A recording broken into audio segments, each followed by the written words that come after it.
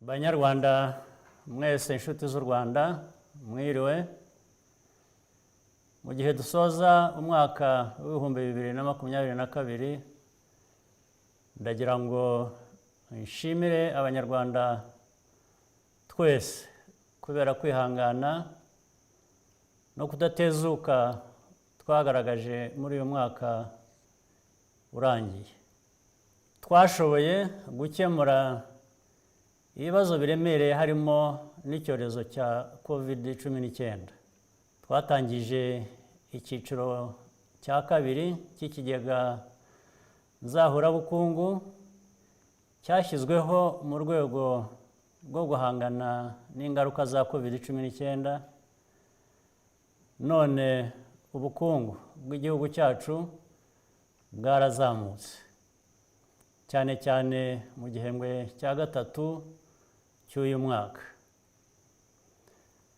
Dufatanije n'abanyarwanda bose twakiriye inama y'abakuru ba guverinoma z'ibihugu bigize umuryango wa Commonwealth Kagame n'ibindi bikorwa by'ingenzi kandi byagenze neza.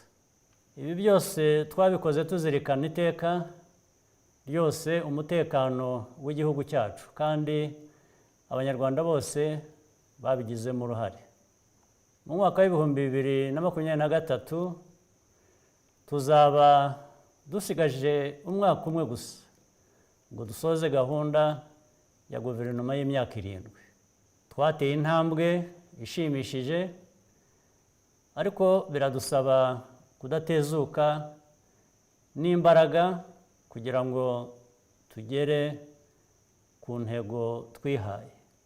Umubano hagati y'igihugu cyacu n'ibindi bihugu byo mu karere ni mwiza,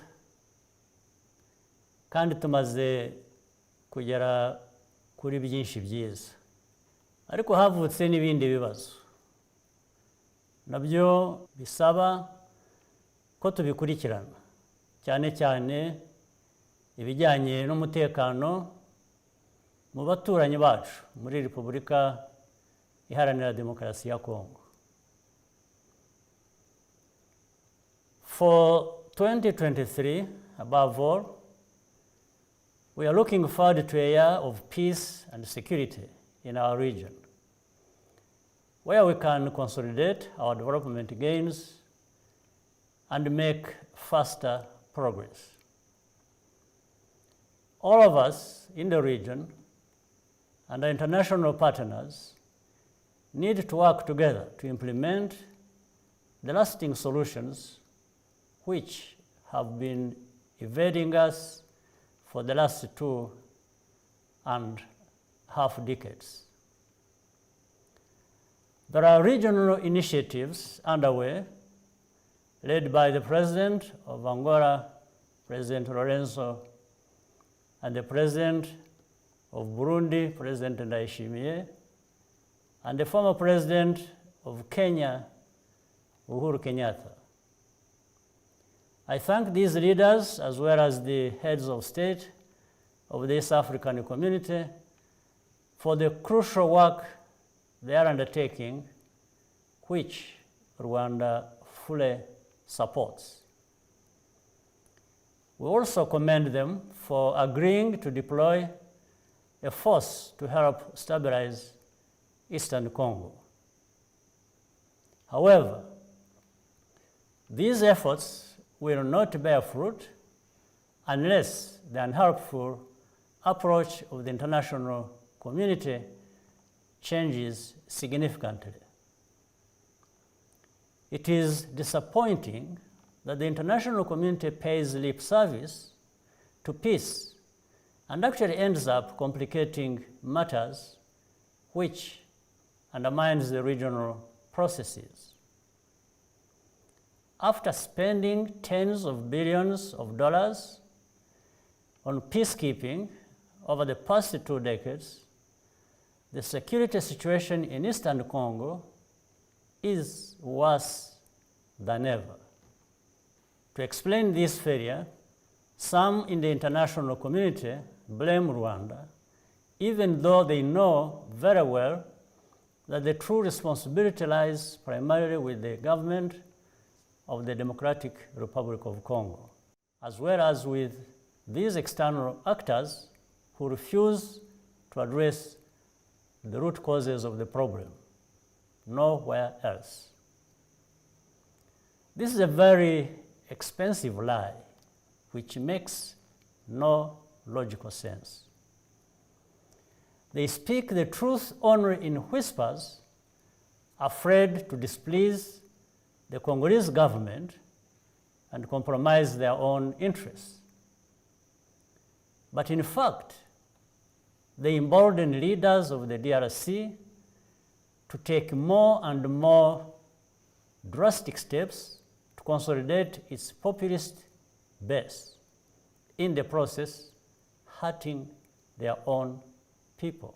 Even though the United Nations group of experts documents the collaboration between the Congolese army and FDLR and other militias, not to mention the alarming rise in hate speech, these items are virtually ignored as if they are of no consequence.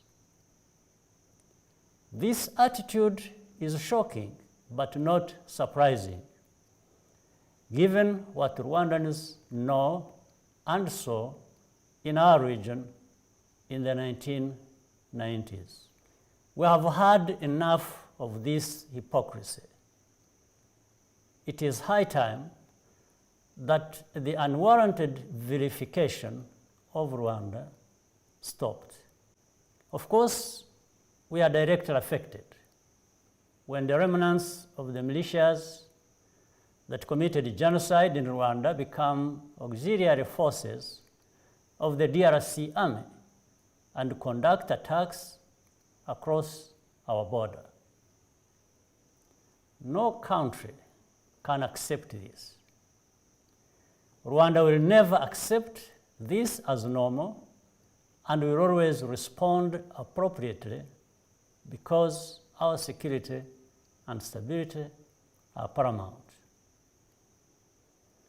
We could not have learned better from our history.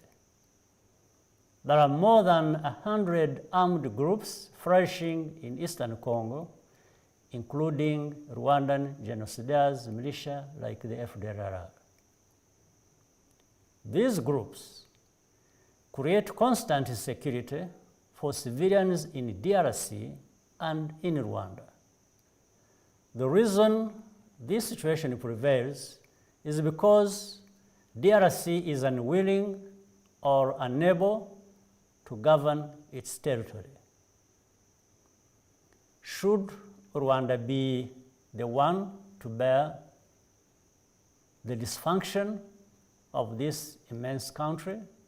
The situation of the Congolese refugees, whose very right to a nationality is denied by their own home country, is a case in point. It is not just a question of hate speech, but of active persecution over decades. Rwanda is among the countries in East Africa which has hosted hundreds of thousands of Congolese refugees for decades. We have more than 70,000 registered in Rwanda alone, and new refugees continue to arrive even now.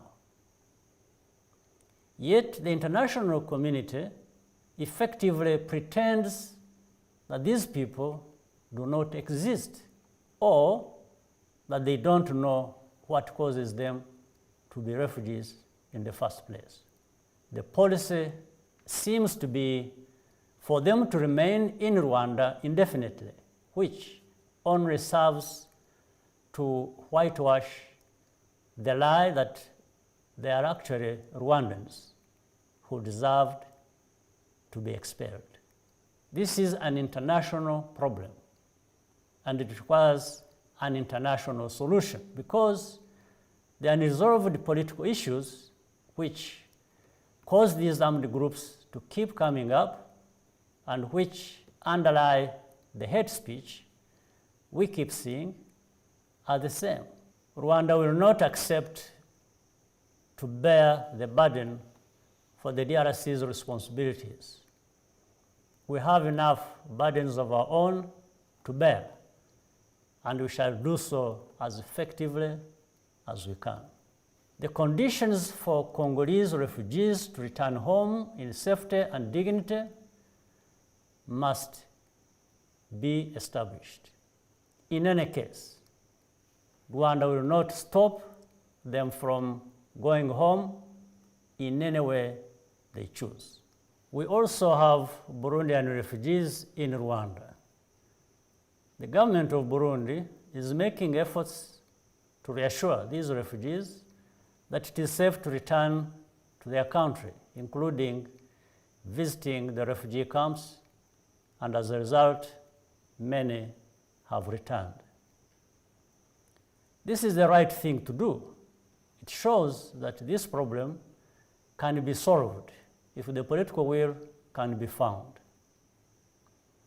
I wanted to convey these points clearly so that we as Rwandans understand the current situation, and so our partners and friends around the world know where we stand.